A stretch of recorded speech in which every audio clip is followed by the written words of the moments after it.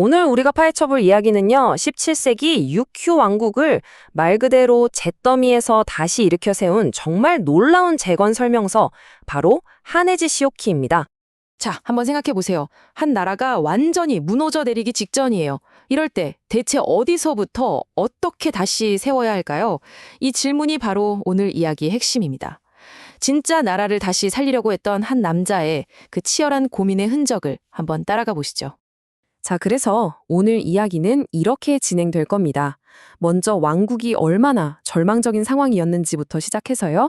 경제의 심장이라고 할 수 있는 농촌, 그리고 나라의 기둥인 사무라이, 마지막으로 사회 시스템 전체를 어떻게 뜯어 고쳤는지, 이 거대한 변화와 그 유산을 총 5단계로 쭉 따라가 보겠습니다.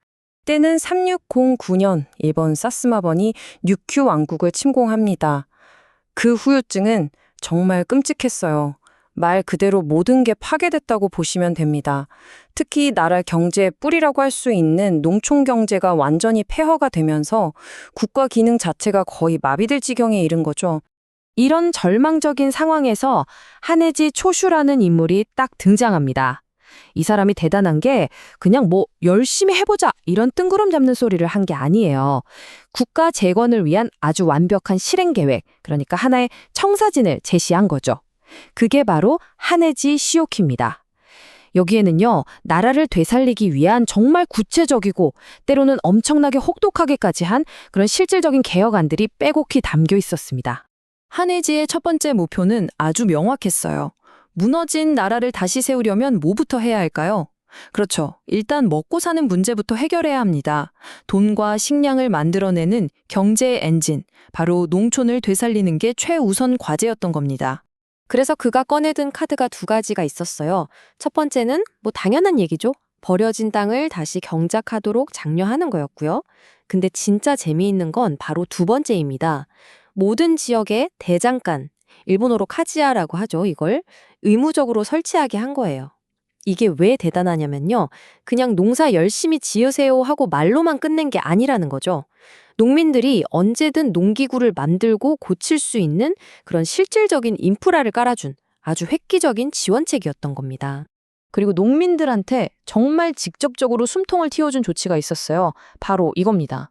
예전에는요, 관리들이 야, 너 우리 집 와서 일 좀 해 하면 농민들은 그냥 끌려가야 했어요. 자기 농사는 다 팽개치고요. 근데 개혁 이후에는 이런 사적인 노동동원이 아주 엄격하게 금지됩니다. 이게 그냥 농민들 좀 쉬게 해주자 이런 복지 차원이 아니에요. 핵심은 농민들이 자기 땅과 자기 노동의 주인이 되게끔 해서 내가 열심히 하면 내 곳이 되는구나 하는 근본적인 동기를 불어넣어 준 거죠. 자, 이제 농촌에 슬슬 활기가 돌기 시작합니다. 그럼 다음 타겟은 누구였을까요? 바로 지배계급, 사무라이, 즉 사족이었습니다. 생각해보세요. 농민들만 바꾼다고 나라가 바로 서는 거 아니잖아요? 위에서 나라를 이끌어가는 사람들이 썩고 무능하면 아래에서 아무리 뼈 빠지게 일해봤자 다 소용없는 거죠. 밑 빠진 독에 물 붓기나 다름없으니까요. 하네지가 이런 말을 합니다. 집안이 아무리 좋아도 학문이나 기술이 없는 자는 절대 공직에 임명하지 않겠다. 와, 이게 당시로서는 정말 폭탄 선언 같은 거였어요. 네가 어느 가문 출신이든 핏줄이 어떻든 상관없다. 오직 능력만 보겠다. 이런 거니까요. 낡은 특권 사회의 정면으로 도전장을 던진 겁니다. 그리고 이 원칙은 그냥 선언으로 끝나지 않았습니다. 아주 구체적인 정책들이 뒤따랐죠. 첫째, 공직에 오르려면 무조건 능력이 있어야 했어요. 둘째, 특히 일본의 선진 학문과 예술을 배우라고 엄청나게 장려했습니다. 왜냐하면 당시 외교 무대에서 왕국의 이익을 지킬 똑똑한 인재가 절실했거든요. 그리고 마지막으로 아주 무서운 조항이 있었는데 사무라이로서 품위를 잃거나 천한 일을 하면 바로 평민으로 강등시켜버렸습니다. 한마디로 지배계급 전체에 엄청난 긴장감과 책임감을 불어넣은 거죠. 자, 이제 농민과 사무라이라는 2개의 큰 기둥을 바로 세웠습니다. 근데 집을 지을 때 기둥만 세운다고 끝나는 게 아니잖아요. 그 기둥들을 튼튼하게 받쳐줄 사회 전체의 틀, 그러니까 시스템 자체를 아예 새로 짜야만 했던 거죠. 하네지는 거기까지 내다본 겁니다. 그 핵심적인 도구가 바로 마길이라는 새로운 행정 시스템이었습니다. 이게 뭐냐면요. 예전에는 지방마다 힘 있는 호족들이 제멋대로 다스렸잖아요. 그걸 싹 없애고 왕이 직접 통제하는 행정구역으로 재편해버린 거예요. 그리고 각 구역마다 마기리 반쇼라는 관청을 세워서 중앙에서 관리를 파견한 거죠. 이걸 통해서 세금도 정확하게 걷고 왕의 명령이 저기 시골 구석구석까지 신속하게 전달되도록 만든, 말하자면 국가의 신경망을 새로 쫙 깐 거나 마찬가지였습니다. 그리고 사회 전반에 걸쳐서 정말 놀라울 정도로 빡빡한 통제가 시작됩니다. 이건 그냥 긴축 정책 수준이 아니에요. 초강력 긴축 정책이었죠. 왕실부터 일반 백성까지 모든 사치가 금지됐고요. 심지어 결혼식이나 장례식에 돈 얼마 이상 쓰지 말라고 나라에서 정해줄 정도였습니다. 왜 그랬을까요? 이유는 단 하나.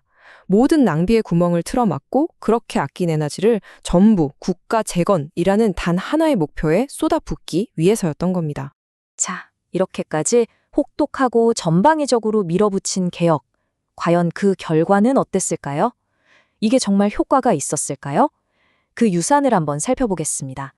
이 표를 보시면 한해주의 전략이 한눈에 딱 들어오죠. 먼저 생산성이 낮았던 농민들한테는 뭘 줬죠? 대장간 같은 인프라를 지원하고 노동력을 보호해줬어요. 그리고 무능했던 사무라이들한테는요? 능력주의라는 채찍을 휘둘러서 정신 바짝 차리게 했죠. 마지막으로 낭비가 심했던 사회 전체에는 무조건 아껴라는 강력한 통제를 가한 겁니다. 그러니까 각 계층이 가진 문제의 핵심을 정확히 꿰뚫어보고 거기에 맞는 처방을 내린 정말 기가 막힌 맞춤형 해결책이었던 거죠. 그리고 이게 바로 이 모든 이야기의 결론입니다. 한해지의 개혁은요, 그냥 당장 눈앞에 불을 끄기 위한 임시방편이 절대 아니었어요. 훨씬 더 큰 그림을 본 거죠. 이 개혁이 바로 훗날 18세기에 뉴큐 왕국이 맞이하게 될 엄청난 경제적, 산업적 황금기의 동력이 된 아주 단단한 사회적 기반, 그 자체를 만들어낸 겁니다. 자, 이 류큐의 역사는 오늘을 사는 우리에게도 굉장히 의미심장한 질문 하나를 던집니다. 한 사회가 정말 밑바닥부터 완전히 새로 태어나기 위해서 한해지가 했던 것처럼 이렇게 강력하고 어떻게 보면 좀 비정하다 싶을 정도의 국가 주도의 통제가 과연 필요악일까요?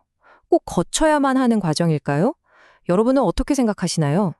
한 번쯤 깊이 생각해 볼 만한 문제입니다.